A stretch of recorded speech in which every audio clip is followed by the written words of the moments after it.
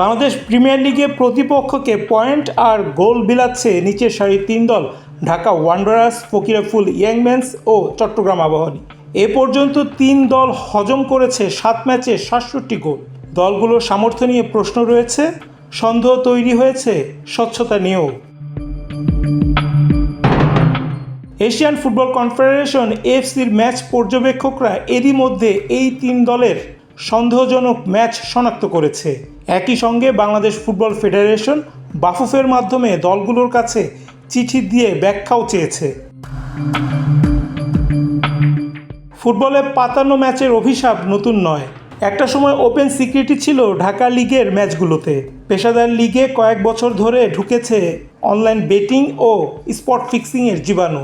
এই online betting বা spot ফিক্সিংয়ের কালো ছায়া দেশের ফুটবল থেকে সহজে বিলুপ্ত হচ্ছে না বলে ধারণা অনেকের, বরং সন্দেহ জোরালো হলো 3 ক্লাবকে দেওয়া চিঠিতে।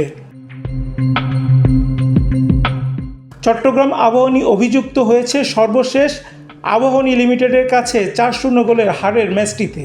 সে ম্যাচে প্রথমার্ধে বেশ লড়াই করে চট্টগ্রাম আবাহনী, তবে দ্বিতীয়ার্ধে বাঁধন যেন একরকম আলগা করে দেওয়া হয়। দলটির কোচ সাইফুল ইসলাম মনি এর আগে চ্যাম্পিয়ন্স লিগে নিজের দল আজিমপুর ফুটবল ক্লাবের বিপক্ষে ম্যাচ পাতানোর অভিযোগ তুলে দায়িত্ব থেকে সরে দাঁড়িয়েছিলেন। এবারের অভিযোগের বিষয়ে তিনি বলছেন, তার দলের সামর্থ্য এইটুকুই। তদন্তের জন্য তাকে ডাকা হলে তিনি এই কথাই বলবেন। এদিকে বাফুফের মাধ্যমে এএফসির চিঠি পাওয়ার কথা স্বীকার করেছে ঢাকা ওয়ান্ডারার্সের সাধারণ সম্পাদক। তিনি জানান, লিগের নিজেদের প্রথম ম্যাচে মোহামেডানের কাছে 6-0 গোলের হারের বিষয়টি নিয়ে চিঠি পেয়েছেন তারা। লিগে নিজেদের দ্বিতীয় ম্যাচে পুলিশের কাছে 4-1 গোলে হেরেছিল ফকিরাপুল ইয়ং মেন্স। এই ম্যাচটিকে সন্দেহের তালিকায় নিয়ে চিঠি দিয়েছে এশিয়ান ফুটবলের সর্বোচ্চ সংস্থা। যদিও ইয়ং মেন্সের সভাপতির দাবি, ফুটবলারদের ভুলে এতগুলো গোল হজম করেছিল তারা।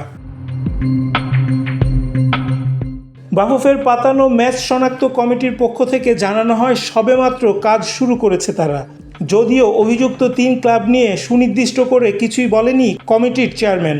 একেবারে শেষ মুহূর্তে দল বদল করে চট্টগ্রাম আবাহনী, আর এ মৌসুমে প্রিমিয়ার লিগে উঠেছে ইয়ং মেন্স ও ওয়ান্ডারার্স।